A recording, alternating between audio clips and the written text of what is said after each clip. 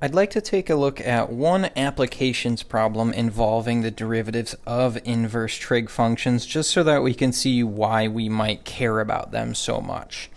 So I have a small plane moving at 70 meters per second, flies horizontally on a line 400 meters directly above an observer.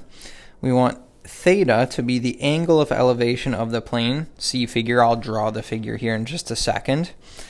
We want to know what is the rate of change of the angle of elevation d theta dx when the plane is x equals 500 meters past the observer. So what we have, and now one thing I just want to mention, guys, and I'm serious about this.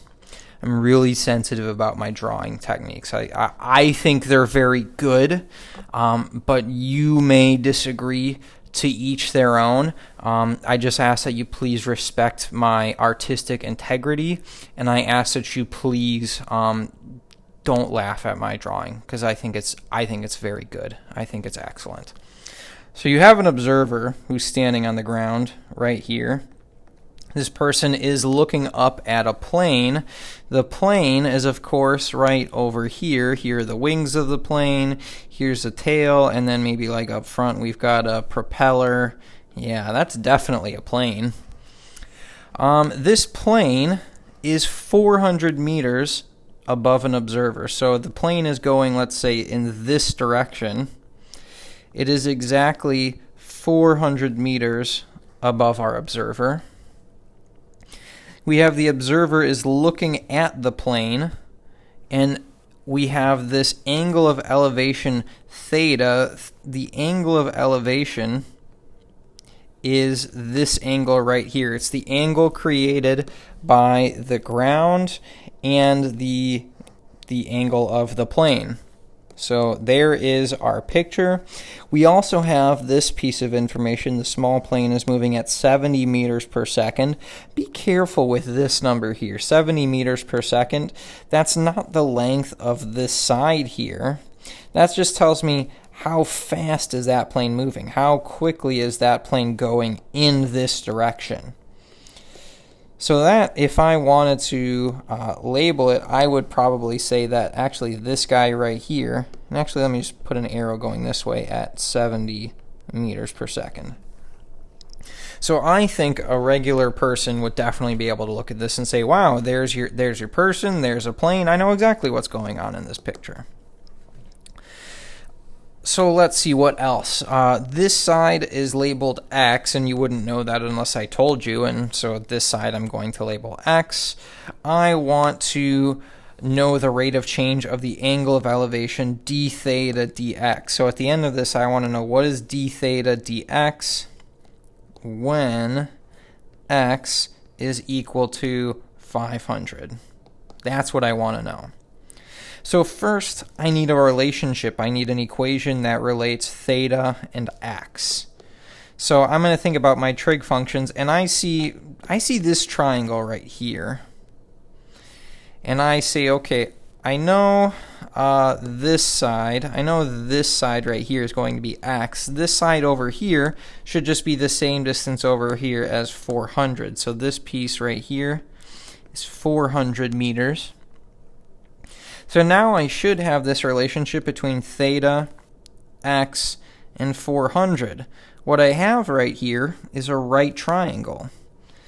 And I have, okay, here's my angle that I'm referencing. I have the opposite side of that angle, and I have the adjacent side. I have opposite and adjacent. I'd really like to talk about tangent, I think, would be the easiest relationship. So if I were to look at, say, the tangent of that angle, theta, that is equal to the opposite side, which is 400, divided by x. Now, one thing I want to point out here, notice I'm not actually plugging in x equals 500. And that's because I want to find d theta dx. I want to evaluate d theta dx. I want the derivative of theta. If I were to plug in x equals 500 over here, the derivative of that would just be 0. There wouldn't be a whole lot of point to my problem. So I'm going to hold off on plugging x equals 500 into my expression. If I plugged x equals 500 in right now, I could actually find the angle of elevation if I wanted to, but that's not what I want. Instead, I want the rate of change of the angle of elevation. So I want d theta dx, and it might be a little bit odd here to be using theta rather than y, but remember d theta dx, we can kind of treat that as dy dx. I think we could use implicit differentiation here, but I think it would be easiest if we just took this equation and solved it for theta.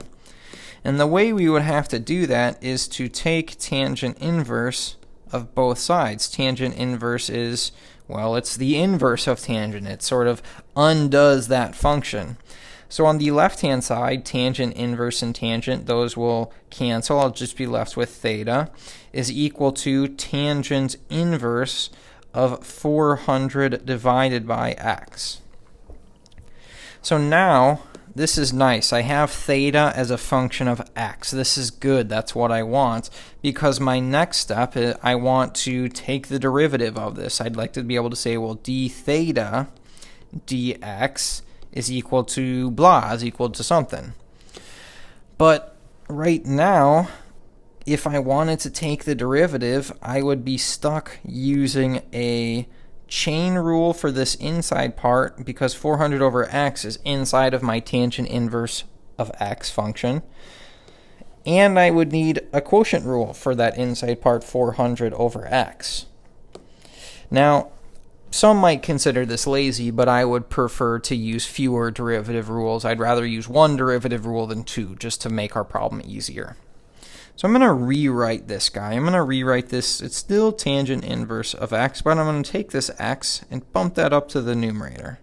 So it'll be tangent inverse of 400 x to the minus 1. And what I've done here is I still have a chain rule. I still have this 400x to the minus 1 inside of my tangent inverse function. But now when I take the derivative of that inside part, it's just going to be a power rule. I don't need to use anything else particularly fancy. It's just a power rule. So, okay, let me give myself a little bit more room here. Let's label our u. You might pick u equal to 400x to the minus 1. So u prime, that would be negative 400x, subtract 1 from my power to the negative 2 power. So we could leave it like that, or we could say negative 400 over x squared, depending on whether we want positive or negative exponents. So let's substitute that in to our theta. Theta is equal to tangent inverse of, we said this guy right here is our u, so tangent inverse of u. Well, I know what the derivative of this is. We gave that way back at the beginning of this section. We said, hey, if I want to take the derivative of theta with respect to x, d theta dx, that is equal to, and now I'm going to take the derivative of this side over here. So this will be 1 over 1 plus u squared, the derivative of tangent inverse. But I'm using the chain rule here, which means, hey, remember, I need to multiply by u prime. So I have d theta over dx equals 1 over 1 plus u squared times u prime. Last step here, well, second to last step, is I'm going to take my u and my u prime and plug those back into my derivative, so I have a function in terms of x.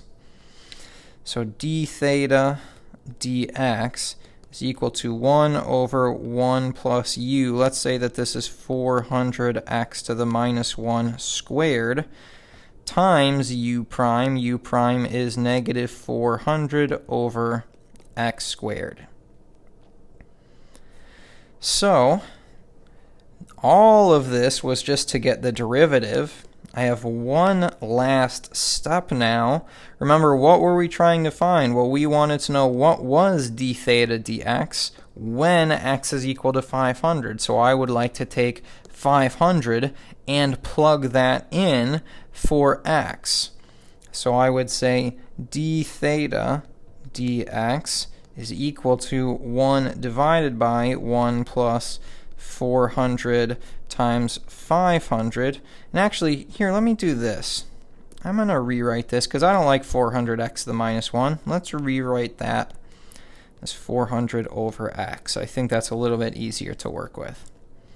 So d theta over dx, this is 1 over 1 plus 400 over 500 quantity squared times negative 400 over 500 squared.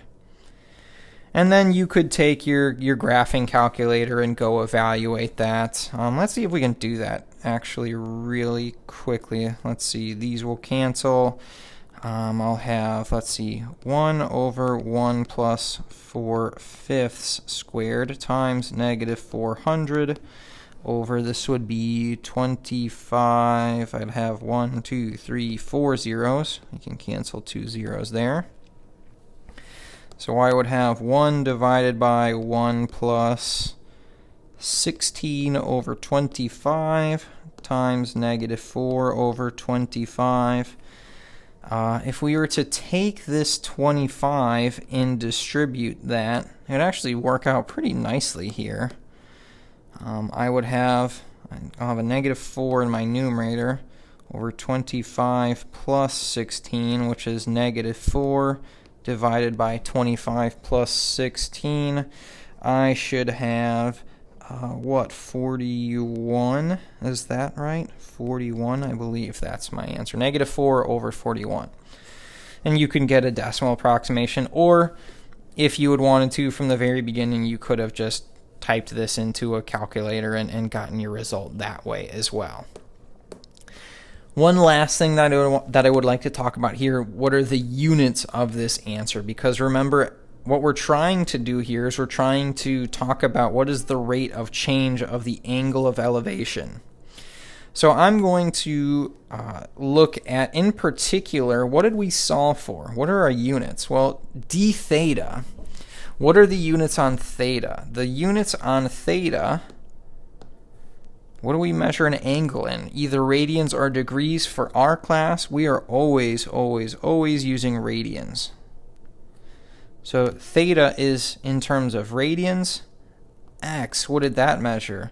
That is actually in terms of meters. If you go back way at the beginning of the problem, right, x was the distance between the person and the plane, that horizontal distance. So we measured that in meters.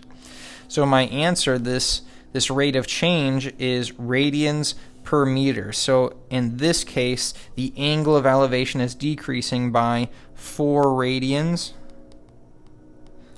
per 41 meters, or we might say negative 4 rads per 41 meters. Or, of course, you could get a decimal approximation for that as well. So this is just a quick applications problem. I think it's good just to look at 1 or 2 of these just to see how or why derivatives of inverse trig functions might be particularly useful to us.